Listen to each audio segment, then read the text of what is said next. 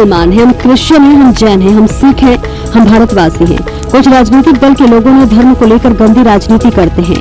कड़ी से कड़ी बीजेपी के खिलाफ आवाज उठाई ममता बनर्जी ने। जी हां, बता दें कि पूरा देश के साथ साथ पश्चिम बंगाल में भी ईद का त्यौहार मनाया गया। इस अवसर पर कोलकाता की रेड रोड में ममता दीदी ने पहुंची और जहां ईद का पर्व मनाया गया, वहीं कड़ी से कड़ी आवाज उठाई सब विरोधी दल बीजेपी का। विरोधी दल नेता शुभेंदु ने कहा कि ममता दीदी हिंदू होकर इस मंच पर क्यों पहुंची। शुभेंदु और ममता ने क्या क्या कहा सुनिए। देखिए बंगाल से शांतनु बनर्जी की পাওয়ার আশায় কিছু করে আমরা যদি গীতাকে বিশ্বাস করে থাকি, ধর্ম রক্ষা করার কাজটা সবার, শুধু বিজেপির কর্মী সমর্থকদের নয়।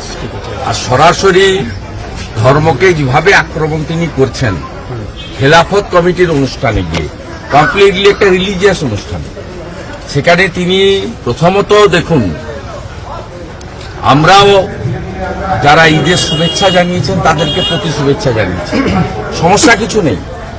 কিন্তু আমাদের হরিনাম সংকীর্তন বা ভাগবত কথায় যেমন অন্য ধর্মের লোকেরা আসা উচিত নয়, আমরা আহ্বানও করি না।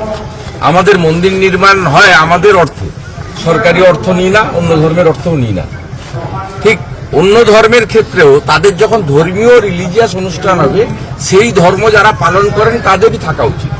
মমতা ব্যানার্জি বিধানসভায় দাঁড়িয়ে আমাকে কাউন্টার করার জন্য বলেন আমি ব্যানার্জি, আমি শিব ঠাকুরের দিকে মাথা করে ঘুমাই, আমি ব্রাহ্মণ বাড়ির কন্যা, এগুলো বলার পরে তিনি কি করে খেলাফত কমিটি আয়োজিত অনুষ্ঠানে যান, এক নম্বর।